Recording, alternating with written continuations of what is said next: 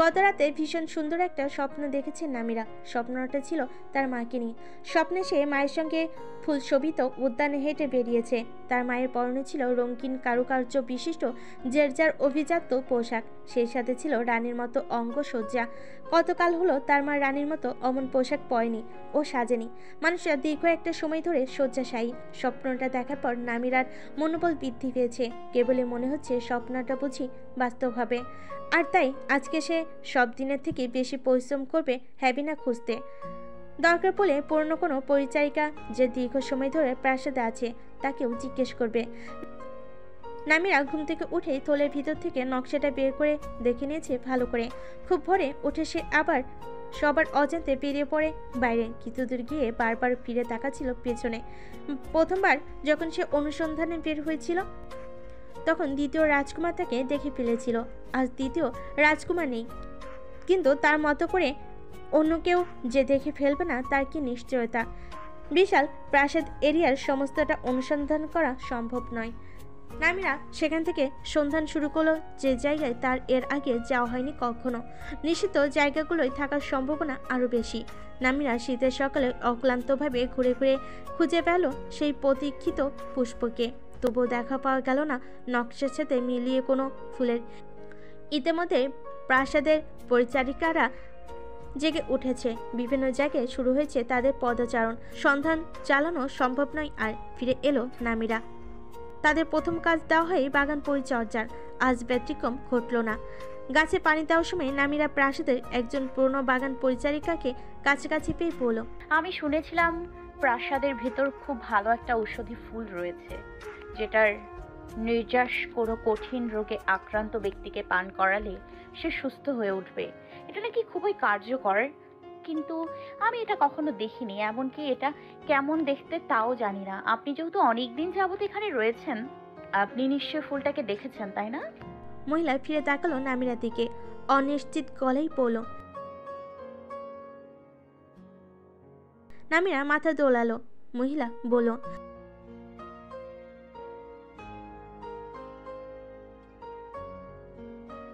পাতাল বাণী?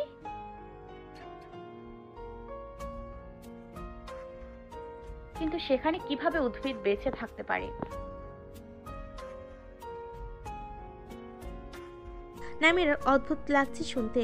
ফুলটা পাতাল ঘরে থাকতে পারে এটা তার ভাবনায় কখনোই ছিল না। এখনো সে বিশ্বাস করতে পারছে না কেন ওটাকে পাতাল ঘরে রাখা হয়েছে। ওটা কি এতই মূল্যবান যে ওটাকে এমনভাবে সংরক্ষণ করতে হবে? ভীষণ অদ্ভুত। তবে তো ওটাকে খুঁজে পাওয়া আরো কঠিন হয়ে গেল।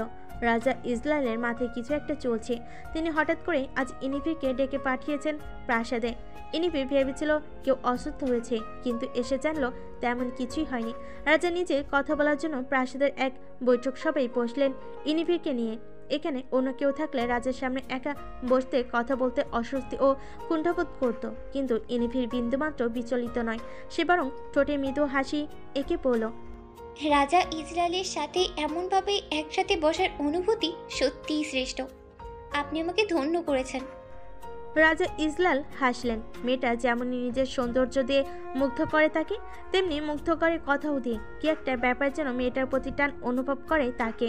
তিনি জানেন না ব্যাপারটা কি। এর আগে কোনো নবগত চিকিৎসকের প্রতি তিনি এমন বিশেষ আত্মীয়তা দেখাননি, কিন্তু এই মেয়ের ক্ষেত্রে ব্যাপারটা ভিন্ন হয়েছে।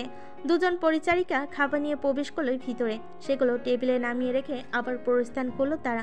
চা ও বিভিন্ন ধরনের নাস্তার টেবিল পূর্ণ হয়ে উঠেছে। রাজা ইসলাল বলেন, পান করো। হানদের উপকূলে উৎপাদিত বিশেষ চা, আগে কখনো খাওনি বলে আমি মনে করি। রাজা ইসলালের সঙ্গে সঙ্গে চায়ের কাপে চুমুক দিল ইনিফির। অতঃপর বলল, সত্যি অসাধারণ স্বাদ। মনে হচ্ছে এই চা পানের জন্য হলেও রাজপ্রাসাদে মাঝে মাঝেই আমন্ত্রণ পাওয়া উচিত আমার। তোমার যখন এই চা পছন্দ হয়েছে, তাহলে তোমায় অর্ধ কেজি চা উপহার পাঠাবো। কৃতার্থ হব। তোমায় কেন ডেকে পাঠিয়েছি জানো? না। কিছু কথা জানতে আগ্রহী আমি। তোমার পিতামাতা ইউনামে কি করেন? ওনারা মারা গিয়েছেন। ও, দুঃখজনক। এখন তোমার অভিভাবক কে বা কারা? আমি আব্বু মারা যাওয়ার পর কোনো অভিভাবক নেই আমার, কেবল আমিই আমার আছি। চিকিৎসা পেশা গ্রহণ করেছো কতদিন হলো? 6 বছর বহুদিন হয়ে গেছে মানুষকে চিকিৎসা দিচ্ছি। এটা শান্তির পেশা। মানুষকে সুস্থ করে তোলার মতো আনন্দের আর কিচ্ছু নেই। তুমি বেশ সুন্দরভাবে কথা বলো, যা আমাকে মুগ্ধ করে। একজন রাজ চিকিৎসকের প্রতি রাজার এমন সরল স্বীকারোক্তি প্রশংসার দাবিদার। আপনার প্রতিও মুগ্ধ আমি। যদি তোমার সাথে আত্মীয়তা করার ইচ্ছা পোষণ করি, তবে সেটাকে কিভাবে গ্রহণ করবে? ইনিফির হঠাৎ রাজা ইজলালের এমন প্রশ্নে চমকে যায়। বেশ ভালো আন্দাজ করতে পারে কথার হেতুটা, আর এটা তাকে আনন্দিত করে। সে বলল, আমার জীবনের শ্রেষ্ঠ পাওয়া হবে সেটা। রাজা ইজলাল এ প্রসঙ্গে আর কথা না বলে অন্য বিষয়ে প্রশ্ন করলেন। ইউনামের কোথায় থাকতে? কথা বলতে বলতে ইনিফিরের যাওয়ার সময় হলো। বিদায় নিয়ে চলে যায় সে। ইনিফির যাওয়ার পরপরই রানী আহলাম ছুটে এলেন রাজার কাছে।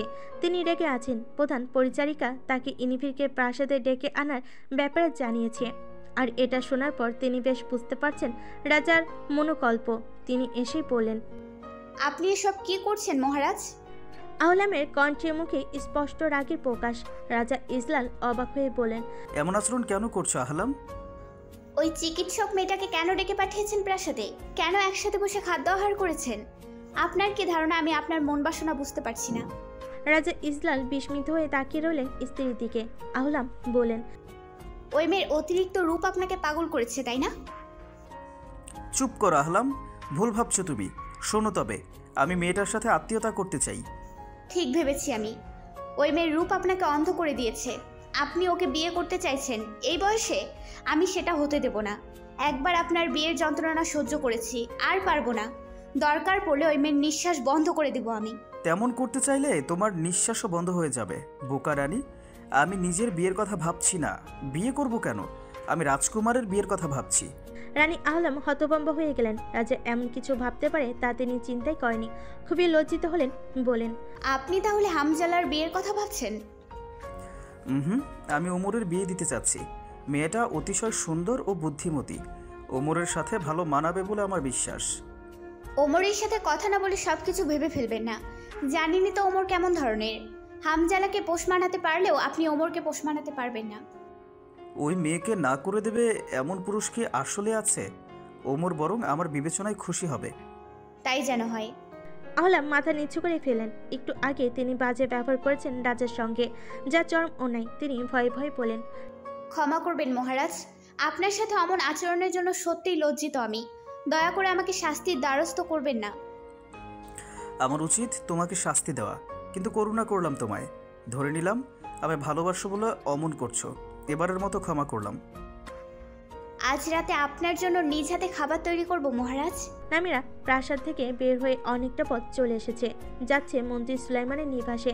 আজ সপ্তাহের সেই দিনটি, যে দিনটাই চাইলে সে প্রাসাদের বাইরে কাটাতে পারবে। আজ পুরো দিন ও রাত সেখানে কাটিয়ে পরদিন সকালে আবার প্রাসাদে চলে আসবে। ইতিমধ্যে প্রধান বাজারে চলে এসেছে সে। পরনে তার পরিচারিকার পোশাক নেই। সে শামিউনের সামনে এসে দাঁড়ায়। একটা সময় সে সেখানে কাজ করত। বেশ সুন্দর ছিল সময়টা। সে পরিচিত কর্মচারীদের সাথে দেখা করার জন্য শামিউনের ভিতরে ঢুকলো। ঢুকতে একজন কর্মচারী অভিবাদন জানালো তাকে। ছেলেটা অপরিচিত, সম্ভবত নতুন নিয়োগ পেয়েছে। বেশিরভাগ টেবিলই খদ্দের দ্বারা পূর্ণ। নামিরা দেখতে দেখতে ভিতরের দিকে এগোয়। পরিচিতদের সঙ্গে কুশল বিনিময় করে সংক্ষিপ্তভাবে তারপর বের হয়ে আসে অন্দর থেকে। প্রবেশ দরজা দিকে এগোচ্ছিল। আশঙ্কিক পিছনে কিছু চূর্ণ হওয়ার শব্দ এলে কানে পিছন ফিরে তাকায়। খাবারের থালা পড়ে ভেঙে গেছে। নামিরা ঘাড় ঘুরিয়ে তা দেখতে দেখতে এগিয়ে গেল সামনে। আর বিপত্তিটা সেখানে হলো।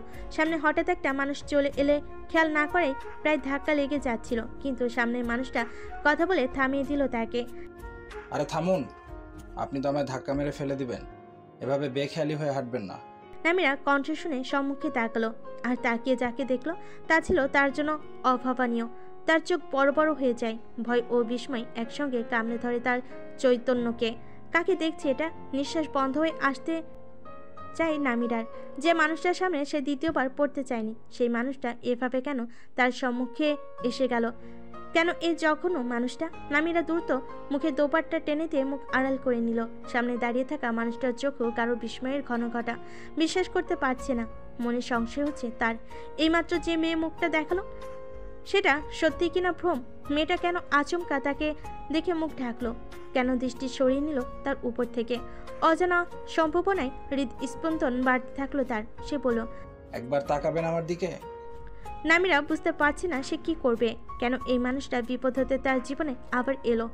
ভয়ে বুক টিপ টিপ করছে, কান্না পাচ্ছে, বিতৃষ্ণা চলে আসছে জীবনের প্রতি।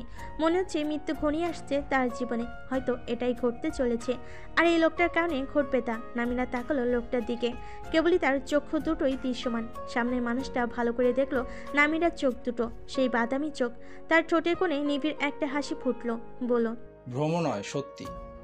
এই চোখ আমার ভীষণ পরিচিত, ভীষণ পছন্দের। নামিরা দিশাহারা হয়ে যাচ্ছে। কি করবে সে? সামনে কি অপেক্ষা করছে তার জন্য?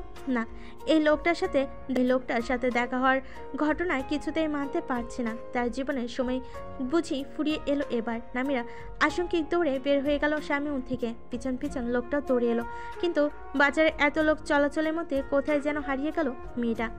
সে এত লোকের মাঝে মেয়েটাকে আর চিহ্নিত করতে পারল না। মারোয়া বাগান থেকে ফুল কুড়াচ্ছে। অনেক ফুল পড়ে আছে তলানিতে। তার অবহেলায় ফুল ফেলে রাখতে ভালো লাগে না। এগুলো ঝুড়ি ভরে ঘরে নিয়ে রাখলে ঘর সুবাসিত হবে। লুমি নামের পাখিটাও রয়েছে তার সাথে, লেজ নাড়িয়ে ইতিউতি করছে। মারোয়ার চোখ হঠাৎ প্রবেশদ্বারের দিকে গেল। আচমকা আগন্তুককে দেখে চমকে গেল সে। নামিরা!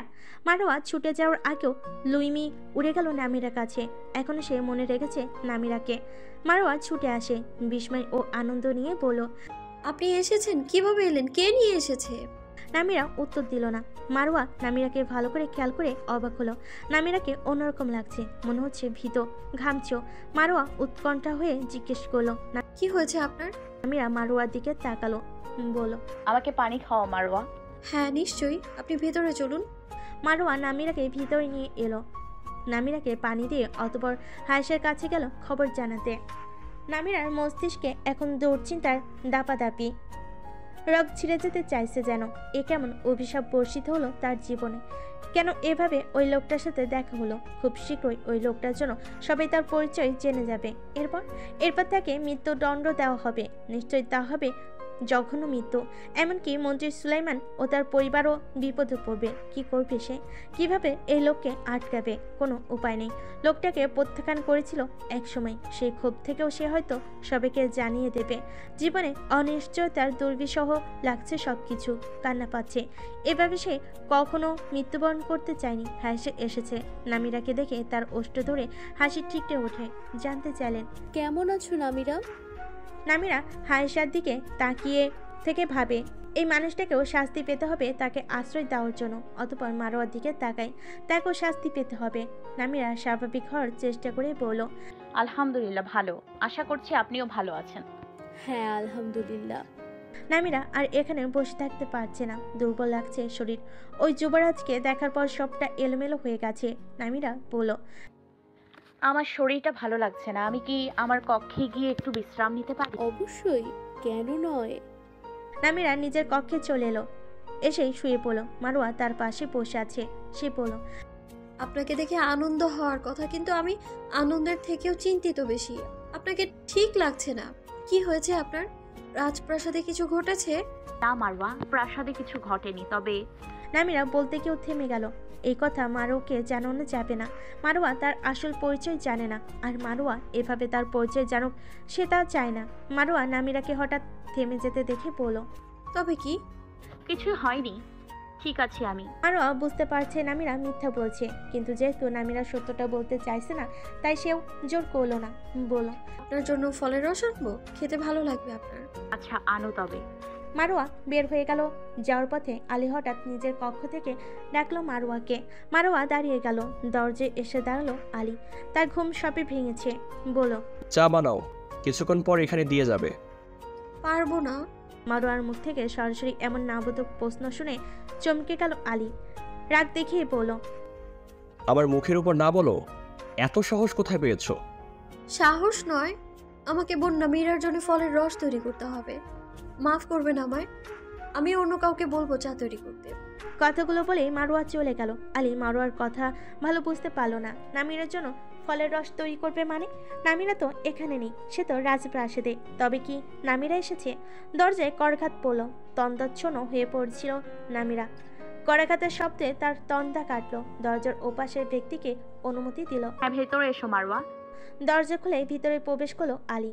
বলল, মারো নয়, আলী। নামিরা উঠে বসলো শয়ন থেকে। সে ভেবেছিল মারোয়া। আলী বলল, তুমি এসেছো, অথচ আমাকে একবার জানানোর প্রয়োজন বোধ করনি? এতটাই পর হয়ে গেছি। আমি কি ঘরের মানুষ নই? আপনি অভিমানী বালকের মতো আচরণ করছেন ভাই আলী। অভিমান না ছাই। বলে হঠাৎ আবার কক্ষ থেকে বাইরে বের হয়ে গেল আলী। এমনকি দরজাটাও টেনে রেখে গেল। নামিরা তাজ্জব হয়ে গেছে। এমন কেন করছেন উনি? মনে হচ্ছে সে কোনো বড় অপরাধ করে ফেলেছে। আচমকা দরজাটা আবার সশব্দে খুলে গেল। সহসে এমন কাণ্ডে আটকে উঠল নামিরা। আবারও আলী। আলী বলল, বুঝতে পারছি ভালো আছো, তাই জিজ্ঞেস করছি না কেমন আছো। আমিও ভালো আছি, তাই তোমারও জিজ্ঞেস করার দরকার নেই। বলে আবার দরজা টেনে উদাও হয়ে গেল আলী। নামিরা দু চোখ ভরে জল আসতে চায়, বলতে ইচ্ছে হয় না আমি ভালো নেই, একটুও ভালো নেই। কিন্তু কথাটা দুমড়ে মুচড়ে চাপা পড়ে থাকে ভিতরে। মৃত্যু ভয়ের এই যন্ত্রণা কেবল একাকেই বহন করতে হয়। পদ্ম সরোবরে মানুষের উপচে পড়া ভিড়। লাশটাকে তোলা হচ্ছে পারে। এবার যে মেয়েটিকে পাওয়া গেছে সে ছিল সামিউনের একজন কর্মচারী। মেয়েটির পরিবারও উপস্থিত আছে এখানে। তাদের কান্না শব্দে ভারী হয়ে উঠছে বাতাস। জাহাজ ঘাট থেকে ফিরছে ওমর। আর ফেরার পথে পদ্ম সরোবরের নিকট এসে এমন দৃশ্যের সম্মুখীন হলো। সে ক্ষণকাল বিরতি নিল এখানে। জনসাধারণকে তাকে দেখে কেঁদে কেটে মিনতি জানাতে লাগলো, দয়া করুন রাজকুমার, এই নৃশংস খুনিকে খুঁজে বের করুন। আমরা আর আমাদের মেয়েদেরকে হারাতে চাই না, দয়া করুন। আলতান বীর উপেক্ষা করে দূরে ঘোড়ার পিঠে বসে থাকা ওমরকে দেখে। আচমকা ওমরও তাকায় আলতানের দিকে। দৃষ্টিতে দৃষ্টি মিলিত হয়। আলতান তাকিয়ে থাকে। সেদিন ইনিফিরের ওই কথার পর থেকেই সে ওমরকে মাথা থেকে ঝেড়ে ফেলতে পারছে না। সর্বক্ষণ তার মনে হচ্ছে এসবের সঙ্গে ওমর গভীরভাবে যুক্ত। এমনকি নিদ্রার মাঝেও ওমরকে স্বপ্নে তাকে জ্বালাতন করছে। ওমর তার প্রিয় ভাজন। ছোটবেলা থেকেই একসঙ্গে বড় হয়েছে। তারা বন্ধু, তারা ভাই। যদি ওমর এসবের সাথে সত্যি যুক্ত থাকে তবে সে এটা কখনো সহ্য করতে পারবে না। ওমর দৃষ্টি সরিয়ে নিয়ে ঘোড়া ছুটিয়ে চলে যায়। আলতান তাকায় লাশটার দিকে। সম্ভবত 2-3 দিন আগে লাশটাকে ফেলা হয়েছে পানিতে, যেটা সন্তান আজকে পাওয়া গেছে। লাশটাও যেন তাকে চিৎকার করে বলতে চাইছে ওমরের নাম। আলতান আর দাঁড়িয়ে থাকতে পারল না, দূরে সরে এলো লাশটার থেকে। মাথা ঘোরাচ্ছে। কেন ওই চিকিৎসক মেয়েটা অমন বলার পর থেকে তার সাথে এমন হচ্ছে? মেয়েটাকে জাদু করে তার মস্তিষ্কে এসব ঢুকিয়ে দিয়েছে। হঠাৎ কানের কাছে বেজে উঠল একটা কণ্ঠস্বর। এখনো 9টা জীবন উৎসর্গ করা বাকি, তাই না গোয়েন্দা আলতান? আলতান ফিরে তাকায় মানুষটার দিকে। দেখতে পেল ইনিফি দাঁড়িয়ে আছে।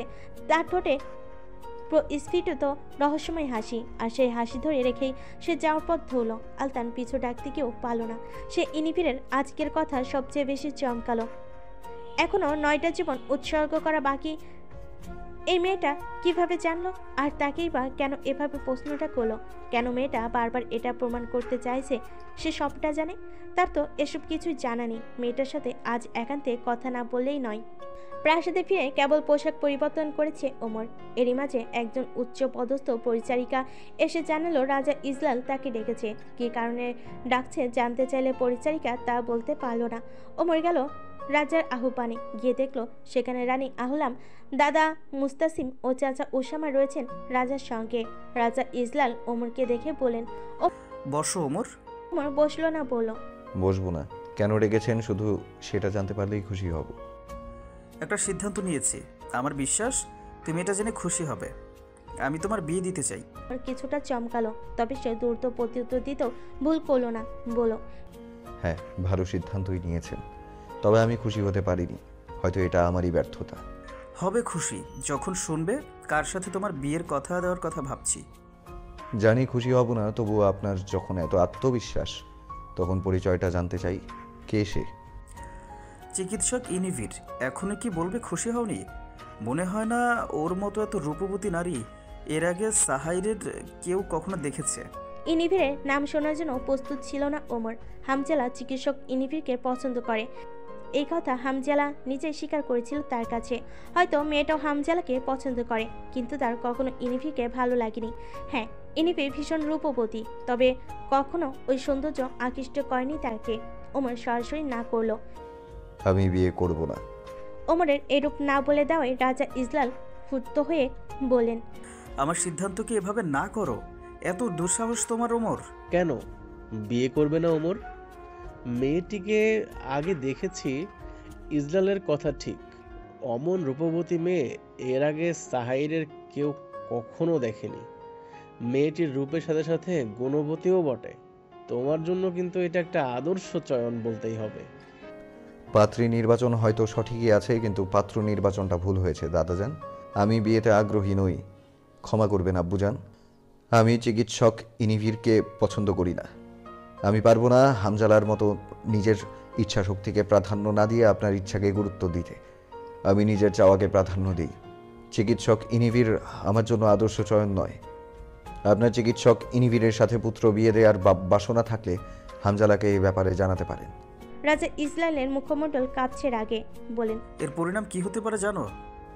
মৃত্যু নয় নিশ্চয়ই। আমি কোনো কিছুকে ভয় করি না। আমি আমার ভাইয়ের বিয়ের প্রতীক্ষায় রইলাম। এই কথা বলে বের হয়ে গেল কক্ষ থেকে।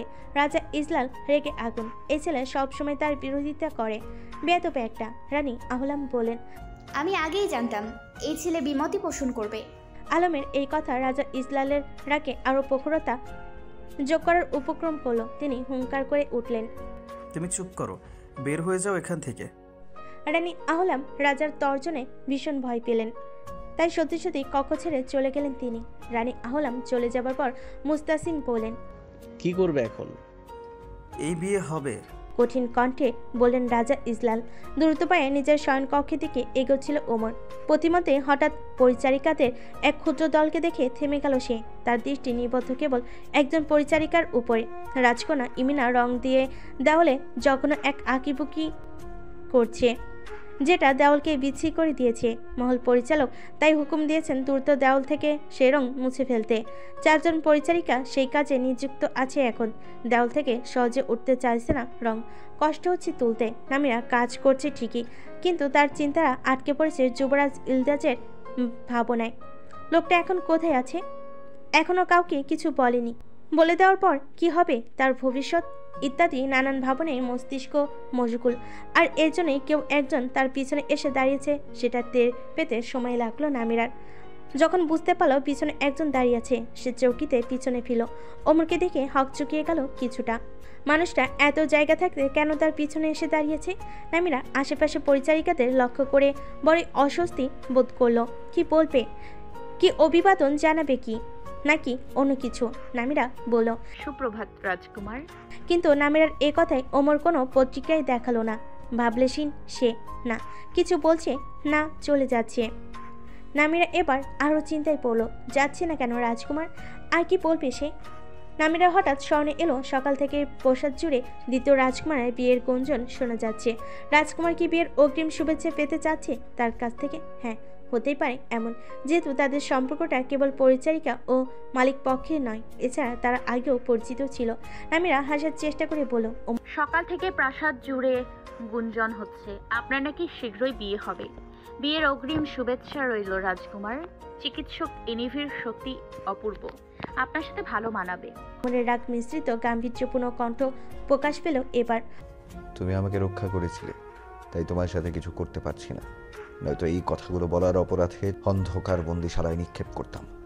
কথাগুলো বলে স্থানটা অতিক্রম করে গেল ওমর। নামিনা হতভম্ব হয়ে তাকিয়ে আছে ওমরের চলতি পথের দিকে। আশ্চর্য লোক তো, কোনো কথা বলেই খেপে যায়। খারাপটা কি বলেছে সে, যার জন্য এমনভাবে শাসালো?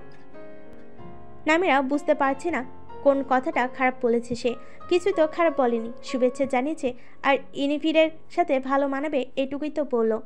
তার কি একজন পরিচারিকার থেকে শুভেচ্ছা পেয়ে ভালো লাগেনি, নাকি ইনিভিরের সাথে তাকে ভালো মানাবে এটা ভালো লাগেনি? কিন্তু সে তো সত্যি কথাই বলেছে। আসলে দ্বিতীয় রাজকুমার ও চিকিৎসক ইনিভিরকে পাশাপাশি দেখতে অপূর্ব লাগবে। তাহলে অন্যায়টা কি করলো সে? সে কি ইনিভিরকে পছন্দ করে না, কিন্তু অমন সুন্দর মেয়েকে অপছন্দ করবে? রুচিতে কি এমন দুর্ভিক্ষ রাজকুমারের? নামিরা হঠাৎ মনে হলো সে বেশি বেশি ভাবছে।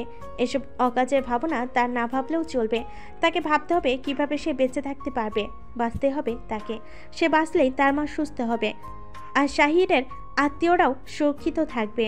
অগ্নিকুণ্ডে আরও কাঠ সংযোগ করলো ইনিভির। আজকে ঠান্ডা বেড়েছে, তার উপর তুষারপাতও হচ্ছে। ভাগ্য ভালো চিকিৎসালয় থেকে ফেরার পর তুষারপাত শুরু হয়েছে, নয়তো চিকিৎসালয়ে আটকে যাওয়ার সম্ভাবনা ছিল। তারা একই নিবাসে মোট 5 জন চিকিৎসক থাকে। প্রত্যেকেই বাইরের রাজ্য থেকে এসেছে এখানে। এক নিবাসে থাকলেও প্রত্যেককে যে যার মতো। তাদের সেবার জন্য রয়েছে 2 জন ভৃত্যাও। কিছুক্ষণ আগে রাঁধুনি এসে কি খাবে তা জিজ্ঞেস করে গেল। রাঁধুনি একজন হলেও সে 5 জনের চাহিদা অনুযায়ী রান্না করে। রাঁধুনি চলে যাওয়ার কিয়ৎক্ষণ পর আরেকজন ভৃত্যা এলো ইনিভারের নিকট, জানালো, চিকিৎসক এনিভির, গোয়েন্দা আলতান এসেছে আপনার সাথে দেখা করার জন্য। ওনাকে আমি বৈঠকখানাতে বসতে বলেছি। এনিভির ঠোঁটের কোণে কুটিল হাসি ফুটল। মনে মনে বলল, আমি জানতাম তুমি আসবেই আলতান। সে বৈঠকখানার উদ্দেশ্যে কক্ষ ত্যাগ করলো। বিস্তর হাসলো আলতানকে দেখে। আলতান তাকে লক্ষ্য করা মাত্রই সে বলল, কি সৌভাগ্য আমার, রাজ্যের স্বনামধন্য গোয়েন্দা আমার নিবাসে এসেছে দেখা করতে। চিকিৎসক ইনিভির ভীষণ মিষ্টি করে কথা বলেন, আর এই জন্য হয়তো স্বয়ং রাজাও আপনার প্রতি মুগ্ধ হয়ে পুত্রবধূ করতে চাইছেন। আপনাকে বিয়ের জন্য শুভকামনা। ইনিভির প্রতি উত্তরে হেসে ধন্যবাদ জানালো। আলতানের সম্মুখে বসে বলল, আপনার জন্য কিছু খাবার দিতে বলি? অধিক সৌজন্যতার প্রয়োজন নেই, আমি পছন্দ করি না এসব। আচ্ছা, আপনার পছন্দের উপরই গুরুত্ব দেব আমি। কেন এসেছেন এবার সেই গুরুত্বপূর্ণ কথাটাই না হয় বলুন। সকালে বলেছিলেন এখনো 9টা জীবন উৎসর্গ করা বাকি, এর মানে কি? এই সামান্য মনেটুকু বুঝতে পারবেন না? গোয়েন্দা কি এতই গর্ধ? আলতানের সম্মুখে বসে পড়ল। দাঁতে দাঁত চেপে অপমানটুকু সহ্য করে নিল আলতান। তবে পাল্টা আক্রমণ করতে একদমই ভুল করলো না। বলল, মানেটা বুঝতে গেলে সাথে আরো একটা মানে বুঝতে হয়, আর সেটা হলো খুনিটা আপনি। হেসে ফেলল আলতানের কথায়। হাসতে হাসতে বলল, আপনি ভালো রসিকতা করতে পারেন আলতান। এটা আমি তো রসিকতা করছি না। কেন ভুলে যাচ্ছেন? আমি আসার আগেই পদ্ম সরোবরে লাশ পাওয়া গেছে। সেক্ষেত্রে আমাকে খুনি বলে ভাবাটা কতটুকু যুক্তিযুক্ত? খুনি না হলেও আপনি খুনি সম্পর্কে সবকিছু জানেন। কে খুনি, সে কোথায় থাকে, তার পরবর্তী পদক্ষেপ সবকিছুই হয়তো আপনার জানেন। অবশ্যই। ইনিভিরের কণ্ঠে দৃঢ় গর্বের উপস্থিতি লক্ষ্য করা গেল। আমি ইনভির, এমন কিছু নেই যা আমার অজানা থাকতে পারে। আলতান চমকে উঠল। ভেবেছিল ইনিভির কথাটা অস্বীকার করবে। এমনই ঘটে থাকে সাধারণত, কিন্তু মেয়েটা তো উল্টো দম্ভের সাথে স্বীকার করছে। আলতান বলল, তাই তাহলে বলুন কে খুনি? মুখে কেন অযথাই সেই নামটা নিতে হবে? আপনিও জানেন সে কে, আমিও জানি সে কে। কেন আপনার মনে হয় আমি জানি? আপনি ভুল করছেন, আমি খুনিকে চিনি না। আলতানের কথা শুনে ইনভির এমনভাবে হেসে উঠল যেন আলতান খুব মজার কিছু বলেছে। হাসি থামিয়ে সে হঠাৎ বলল, মুখে মিথ্যে বললে কি অন্তরের সত্যিকে উপেক্ষা করা যায় গোয়েন্দা আলতান? অতঃপর কণ্ঠে ভীষণ দৃঢ় করে বলল, পুনরায় আমার সাথে এমন বাজে অভিনয় করবেন না যখন আমি জানি সত্যটা কি, বুঝেছেন? উঠে দাঁড়ালো ইনিভির। এবার আপনি চলে যেতে পারেন। শুভরাত্রি। ইনিভির বৈঠকখানা থেকে চলে গেল ভিতরে। আলতান কিছু সময় আবিষ্ট হয়ে বসে থেকে তারপর বেরিয়ে পড়ল দ্রুত পায়ে। রাগে তার প্রতিটা শিরা উত্তপ্ত হয়ে উঠেছে। প্রকৃতির শীতলতা তার ভিতরে তপ্ততাকে বিন্দুমাত্র টলাতে পারছে না। সে রাস্তায় বের হয়ে আচমকা আবার দাঁড়িয়ে গেল। ফিরে তাকালো চিকিৎসকদের নিবাসের দিকে। তুষারের প্রলেপ নিবাসটাকে সাদা দেখাচ্ছে। রাগে হাতের মুঠো শক্ত করে ফেল সে। আক্রোশপূর্ণ কণ্ঠে বলল, বোঝা পড়াটা তাহলে এবার করে নিতেই হচ্ছে চিকিৎসক ইনিভির। তার দৃষ্টিতে যেন অগ্নি ঝরছে। বাতায়ন দিয়ে দৃশ্যমান প্রাকৃতিক সৌন্দর্যে দৃষ্টি শান্ত করছে ইলদিজ, কিন্তু তার অন্তর্কণ বড়ই অশান্ত। ছটফটে দূরে পাহাড়টা মেঘ ছুঁয়ে দাঁড়িয়ে আছে। আকাশ মেঘলা, বাপকানা এমন যেন একটু পরেই বৃষ্টি হবে। একজন অনুচর এসেছে, তার হাতে চায়ের পাত্র। কক্ষে একটি টেবিলে ট্রে নামিয়ে রেখে কাপে চা ঢালো সে। অতঃপর কাপ হাতে এগিয়ে এলো ইলদিজের দিকে, এগিয়ে দিল কাপ। ইলদিজ ধোয়া ওঠা চায়ের কাপে চুমুক দিতেই অনুচর ছেলেটি বলল, গতকাল থেকে লক্ষ্য করছি আপনি একটু অন্যরকম হয়ে আছেন যুবরাজ। ইলদিজ পাহাড় থেকে দৃষ্টি এনে ছেলেটির দিকে তাকালো। যেমন? কখনো মনে হচ্ছে আপনি আনন্দিত, কখনো মনে হচ্ছে বিষণ্ণ। এখানে আসার পর এমন কি কিছু ঘটেছে যা আমরা জানি না? এবার এখানে আসার পর যা দেখেছি নিঃসন্দেহে তা সবকিছুর চেয়ে শ্রেষ্ঠ ছিল গহর। কি সেটা? একজন মানুষ, প্রিয় মানুষ। গহর লক্ষ্য করলো প্রিয় মানুষ। কথাটা বলার সময় ইলদিজের কণ্ঠস্বরে যেন অধিক গভীরতা প্রকাশ পেল। সে কিছুটা ভাবুক হয়ে বলল, মানুষটা কি রাজকন্যা এমিনা? ইলদিজ নাবোধক মাথা নাড়ল, বলল, সেই রাজ্যের নয়। তবে সে কোন রাজ্যে সেটা গুরুত্বপূর্ণ নয়, গুরুত্বপূর্ণ হলো তার ভবিষ্যৎ ঠিকানা অবশ্যই ইউনাম হতে হবে। অবাক হয়ে তাকিয়ে আছে। কার কথা বলছে যুবরাজ ইলদিজ সেটা বুঝতে পারছে না। কে সে প্রিয় মানুষ? গহর অতিরিক্ত কৌতূহল প্রকাশ করতে পারল না, পাছে যুবরাজ অন্যের দৃষ্টিতে দেখে। সে বলল, এবার আমরা কতদিন থাকছি এখানে? তাকে খুঁজে পেতে হবে। এছাড়াও চিকিৎসক ইনিভিরের নাকি রাজকুমারের সাথে বিয়ে হবে। রাজা ইজলাল তাই আমাকে বিয়ে পর্যন্ত থাকার অনুরোধ জানিয়েছেন। চিকিৎসক ইনিভির মানে যাকে আমাদের চতুর্থ রাজকুমার বিয়ে করতে চেয়েছিল? হ্যাঁ, সেই অভদ্র চিকিৎসকই আমার ভাইকে না করে দিল, অথচ সাহাইরে এসে আরেক রাজকুমারকে বিয়ে করছে। ক্ষমতার লোভ, কারণ সে জানতো আমার ভাই সিংহাসন পাবে না। গহর নিশ্চুপ রইল। ইলদিজের এই কথার পর তার কি বলা উচিত বুঝতে পারছে না। ভুল কিছু বলে ফেলাও অন্যায়, তাই নীরবতাই শ্রেয়।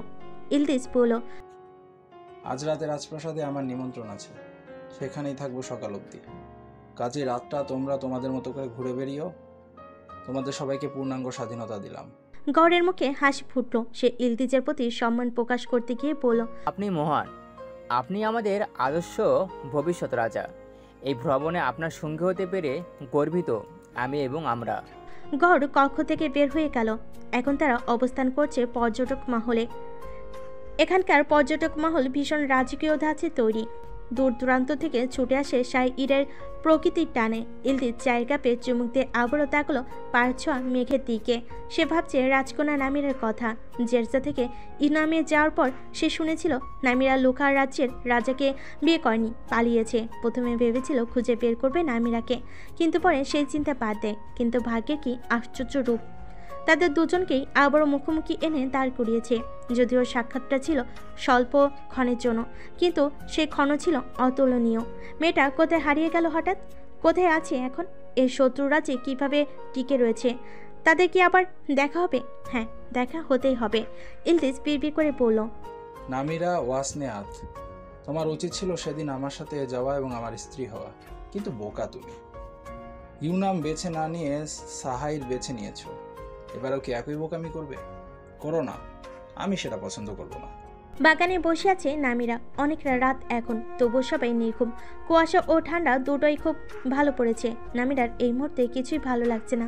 প্রাসাদে ইলদিজ এসেছে, ভয় আছে কখন না জানি ইলদিজের মুখোমুখি হয়ে যায়। হয়তো সে এখনও কাউকে কিছু জানেনি, কিন্তু যদি এখানে দেখে ফেলে তখনও নিশ্চয় চুপ করে থাকবে না। এখানে এমন কেউ নেই তো যে কিনা তাকে রক্ষা করবে। একবার জানজানি হয়ে গেলে হয়তো মৃত্যুই শেষ পরিণতি। দুশ্চিন্তায় চারিপাশ অন্ধকার হয়ে আসে, আর সেই অন্ধকার ছাপিয়ে সহসা পিছন থেকে এক কণ্ঠস্বর ভেসে এলো কর্ণকুহরে। আপনাকে দেখে মনে হচ্ছে আপনি একজন বাগান পরিচারিকা। আপনি কি আমাকে বাগানটা ঘুরে দেখাবেন? কণ্ঠস্বরটা শুনে গায়ে লোম দাঁড়িয়ে যায় নামিরার। ভুল না হলে এটা তো ইলদিজের কণ্ঠস্বর। দুশ্চিন্তায় কপালে ভাঁজ পড়ে তার। এত রাতে এখানে কি করছে সে? ভয়ে হৃদস্পন্দন বেড়ে গেল নামিরার। সে পিছন ফিরে না দেখে উত্তর দিল, ক্ষমা করবেন, আমার হাতে সময় নেই, কাজ আছে আমার। ভেবেছিল কথাটা বলে সহজে এড়িয়ে যাবে লোকটাকে, কিন্তু লোকটা তাকে সহজে ছাড় দিল না। বলো, যে এতক্ষণ অযথাই বসেছিলেন, মনে হচ্ছে না আপনার কোনো কাজ আছে? নামিরা মনে মনে খুব বিরক্ত হলো। সে একজন পরিচারিকা, তার কাজ আছে কি নেই সেটা তার চেয়ে কি অন্য কেউ ভালো জানে? হ্যাঁ, এটা ঠিক। এই মুহূর্তে তার কোনো কাজ নেই, কিন্তু সে যখন বলেছে কাজ আছে, তার মানে কাজ আছে, এটাই মেনে নেওয়া উচিত ছিল। নামিরা আবার বলল, আমি এখনই কাজে চলে যেতাম। হ্যাঁ, আমার সত্যিই কাজ আছে। প্রাসাদের ভিতর মিথ্যা বললে বরং তা ধরা পড়লে শাস্তির বিধান আছে, আর কেউ নিশ্চয়ই শাস্তি পেতে আগ্রহী নয়। কিন্তু আপনি যদি আমাকে বাগান ঘুরে দেখাতে অনাগ্রহ দেখান তবে আমি আপনাকে শাস্তির দ্বারস্থ করব। আমি রাজা ইজলালের প্রিয় মানুষ, আপনাকে শাস্তি পাওয়াতে খুব বেশি সমস্যা হবে না। আপনি কি শাস্তি পেতে চান? কথাটা বলতে বলতে ইলদিজ হঠাৎ নামিরার সামনে চলে এলো। নামিরা দ্রুত তার মুখ আড়াল করলো। ও নাই, এ কেমন বিপদ! যুবরাজ হয়তো তার কণ্ঠ চেনে না, কিন্তু যদি চোখ দেখে ফেলে তবে তো চিনে ফেলবে।